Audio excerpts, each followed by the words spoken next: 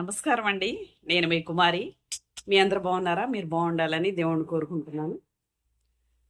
పోయిన వీడియోలో ఆ యజమాని గురించి, బిడ్డల గురించి నెక్స్ట్ వీడియోలో మాట్లాడుకుందాం అని చెప్పాను కదండి. ఈరోజు వీడియోలో మాట్లాడుకుందాం. ఆ యజమాని, ఆ బిడ్డలు గురించి ఈరోజు ప్రత్యేకంగా మాట్లాడుకుందాం మనం. ఆ గ్రామస్తులందరూ గ్రామం వదిలి వెళ్ళిన తర్వాత ఎవరికి వారే వాళ్ళ వృత్తుల్లో స్థిరపడిపోయారు. ఈ ఇద్దరు పిల్లలు చదువులో నిమగ్నం అయ్యారండి.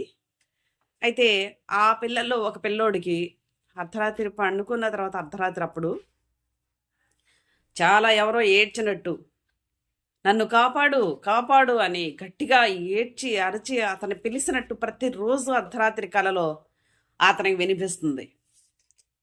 అతను చాలా భయపడిపోయి మెలకు వచ్చిన తర్వాత ఏంటి ఇలా అవుతుందనే ఒక ఆలోచనలో పడిపోయాడు పిల్లోడు.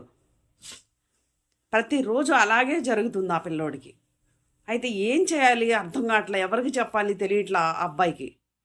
అయితే ఆ అర్ధరాత్రి వాళ్ళు పిలవటము ఏడవటం అవన్నీ మరి తన కుటుంబానికి జరిగింది.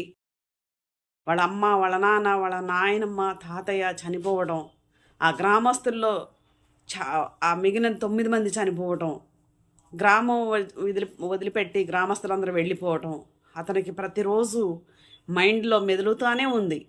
అయితే ఆ ఆలోచనలతోనే ఆ పిల్లోడు చదువుతున్నాడు, రాత్రిపూట ఇలా ఇబ్బంది పడుతున్నాడు. ఆ పిల్లోడు పెరిగి పెద్దోడయ్యాడు. అతని వయసుతో పాటు ఈ ఆలోచనలు కూడా పెరిగినాయండి. అయితే ఒకసారి ఆ అబ్బాయి వేసవి సెలవులకి చాలా దూరంలో ఉన్న అడవి దగ్గరికి వెళ్ళాలని స్నేహితులతో కలిసి అందరూ అనుకొని వెళ్ళారు. వెళ్ళినప్పుడు అతను వెళ్ళగానే ఒక సాధువు కనిపించాడు అతనికి.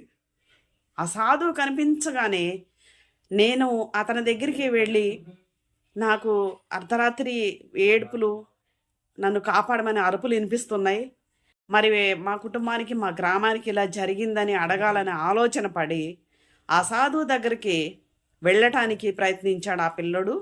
వెళ్ళిన తర్వాత కొంచెం ఒక 3-4 అడుగులు దూరంలో ఉండగానే సాధువు, నువ్వు ఏ విషయం గురించి ఇన్ని సంవత్సరాలు ఆలోచిస్తున్నావో ఆ విషయం గురించి అడగటానికి వస్తున్నావు నా దగ్గరికి. అయితే నీకో విషయం చెప్పాలి. ఈ అడవిలో 15 మైళ్ళ దూరం వెళ్ళిన తర్వాత కోయ జాతి వారు ఉంటారు. వాళ్ళ నాయకుడు ఉంటాడు ఒక అతను. అతను దగ్గరకు నువ్వు వెళితే నీ సందేహాలన్నిటికీ సమాధానం ఆయన చెప్తాడు. కానీ నువ్వు వెళ్ళాలంటే కొన్ని నియమాలు పాటించాలి. అనగానే ఆ కుర్రాడు, చెప్పండి స్వామి ఏంటో అని అన్నాడు. అనగానే, నువ్వు వెళ్ళడానికి ఆదివారం అమావాస్య చంద్రగ్రహణం రోజు మాత్రమే నువ్వు వెళితే నీ సమస్యకి నువ్వు మనసులో ఏదైతే ఆలోచించుకొని అడగాలనుకుంటున్నావో దానికి పరిష్కారం ఆయన చెప్తారు. తప్పకుండా నువ్వు ఆ రోజున మాత్రమే వెళ్ళాలి, గుర్తుపెట్టుకో అని గద్దించి అతను అక్కడి నుంచి వెళ్ళిపోయాడు. ఆ అబ్బాయి ఇంటికి వెళ్ళాడండి. ఆ సాధువు మాటలు పెద్దగా పట్టించుకోవాలని అనిపించలేదు ఆ పిల్లోడికి. వెళ్ళిపోయాడు. వెళ్ళిన తర్వాత పడుకున్న తర్వాత మళ్ళీ అలాగే ప్రతిరోజు ఎలా అయితే ఏడుపులు వినిపిస్తున్నాయి, అరిసి నన్ను కాపాడు కాపాడు అనే శబ్దం, అరుపులు ఎలా అయితే అతనికి వినిపిస్తున్నాయి, ఆ రోజు కూడా అలాగే వినిపించి దిగ్గుని లెగిచి కూర్చున్నాడు. అర్ధరాత్రి టైం అప్పుడు లేచి కూర్చొని ఆ సాధువు చెప్పిన మాటలన్నీ గుర్తొచ్చి, తప్పకుండా నేను వెళ్ళాల్సిందే, ఎంత కష్టమైనా నాకు ఎంత ఇబ్బంది ఉన్నా కానీ నేను వెళ్ళాల్సిందే అని.